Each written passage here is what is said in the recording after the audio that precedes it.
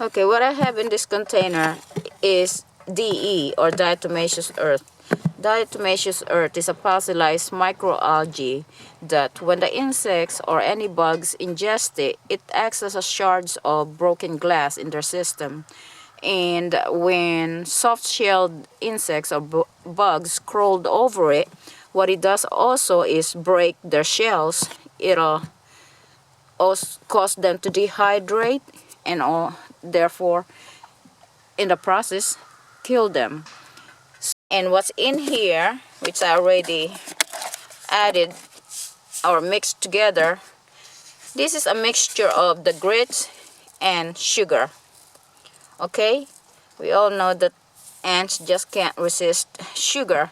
That's one of the reasons why they take care of aphids, as they provide them with that sticky substance that's like a honey to them.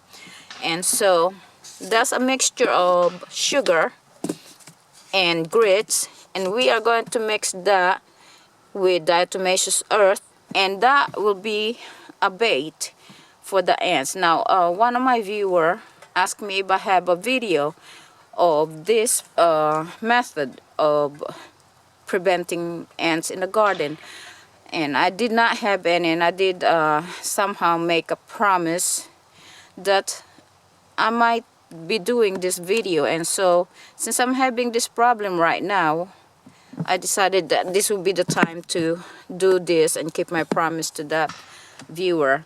And we've been having lots of rain here, and I guess what's happening is the ants are looking for high ground, which is naturally would be a dry area for them to colonize.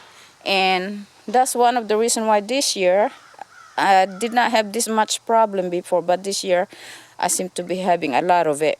And we have been getting rid of it in a lot of ways. We have some very aggressive method, and this is one of the methods that, as I mentioned to the viewers, this is a slow process, but it works, okay? And since I'm not in a hurry, I'm making this video right now. In this pot, this is a big pot where I have my burdock, which I use the root for vegetables, and it's also a very medicinal type of plant. I have this burdock growing in here, and somehow this plant here is also called nami, or a tropical yam. Now I'm not in a hurry for any of those to grow, and I'm not in a hurry to get rid of the ants. But right in here, if you notice that, that's an ant hill, and there's a colony of ants in there, and we are going to bait it. And then I'll show you what we'll do next. You look carefully, let me see. I guess you'll see them moving around in there. I don't want to disturb them yet because I want my husband to get the bait ready. Yep, you could see them. Okay, so let's go back to the bait. Dad, can you please come over here? What we're going to do is actually mix this. This is the mixture of grits and sugar. See that thing there? That's sugar, and the yellowish part of the grits. Just go ahead and mix that, Daddy. And keep that because we're gonna save some for other ant hill. Now what we're going to do is put some of that mixture in here. Put it inside that red cup, Daddy.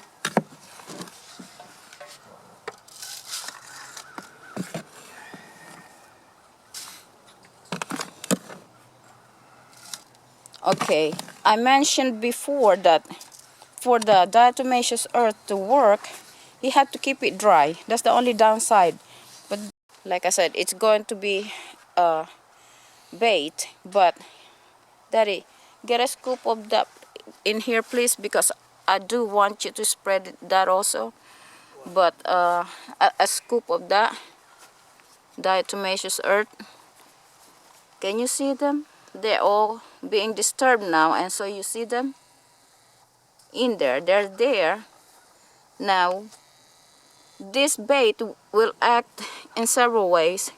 They could ingest it, and it will, in the process, it will kill them. It'll dehydrate them. And when they walk on it, it will cut through their soft shell, and it will cause damage to them.